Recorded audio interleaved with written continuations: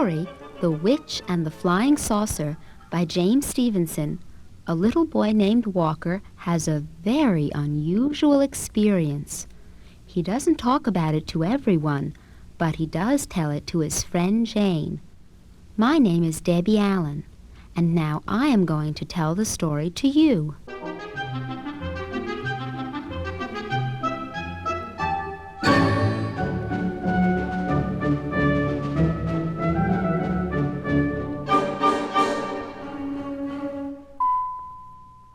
Would you like to hear about me and the flying saucer, Jane? Asked Walker. Yes, said Jane. If I told you, Jane, said Walker, you probably wouldn't believe me. Maybe I would, said Jane. Well, said Walker, it all started one night when a witch flew by my window. Hello, Walker, she screeched. Do you believe it so far, Jane? Asked Walker. I think so, said Jane. have you seen that flying saucer tonight? She asked me. Which flying saucer? I said. The big one with the stripes. She yelled as she flew away. Just like your pajamas. I went out to take a look around. I peeked around a big tree, and guess what I saw? I don't believe it, said Jane. What did you see? A great big flying saucer with stripes like my pajamas, said Walker, and a lot of groovy stuff on it.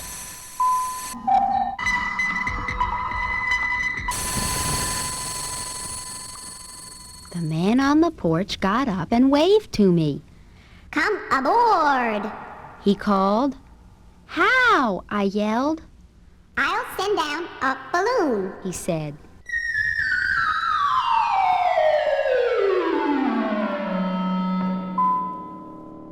I got into the balloon and he pulled me up to the saucer.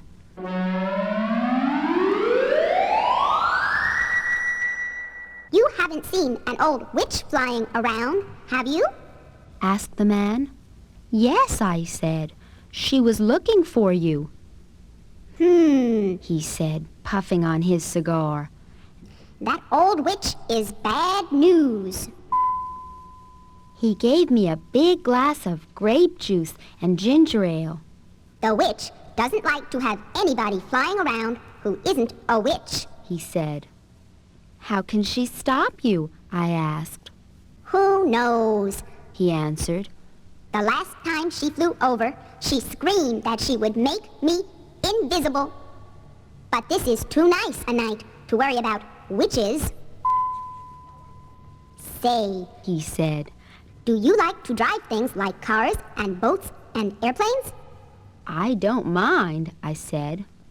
Why not take that car up for a spin? He said. Just push the button that says go, and you'll go, he told me.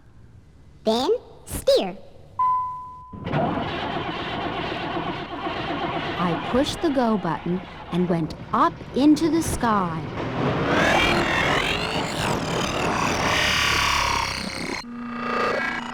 Way down below, I could see the flying saucer and the man waving. Nice flying, called the man as I came in for a fast landing. Want to try the biplane next? He asked. I hope you like biplanes, he said. I find them very maneuverable. I climbed up, sat down, and pushed the go button.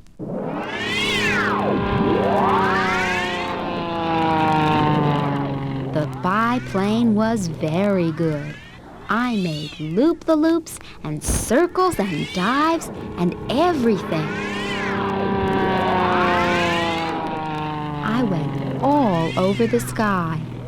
I flew around for about half an hour.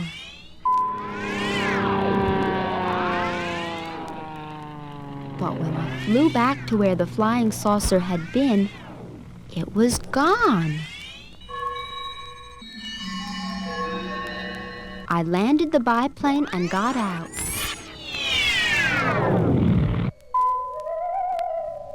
The old witch was standing in the field. "Where's the flying saucer?" I asked.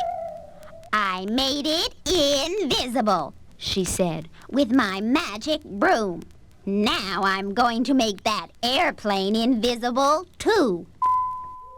She pointed her broom at the biplane and yelled, Elvis Sivney!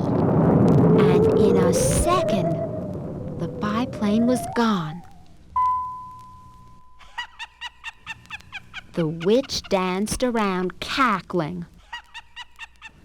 I was so mad, I picked up her magic broom, aimed it right at her, and yelled, Elvis Sivney, just the way she had. In an instant, the witch disappeared. There was nothing but grass where she had been.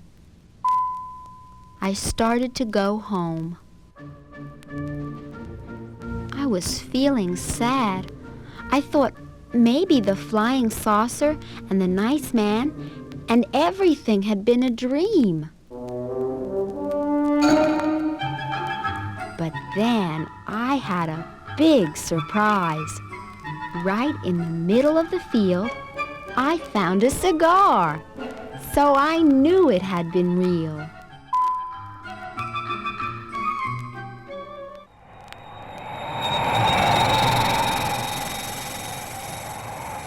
Suddenly there was a big wind, and something invisible flew by just over my head.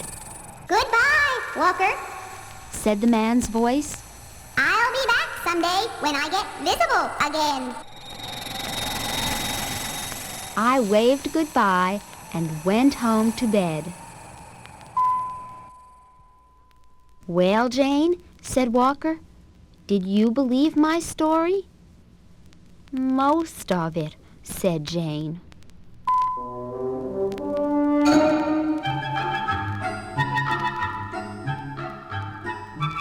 Well, some parts were truer than others, said Walker.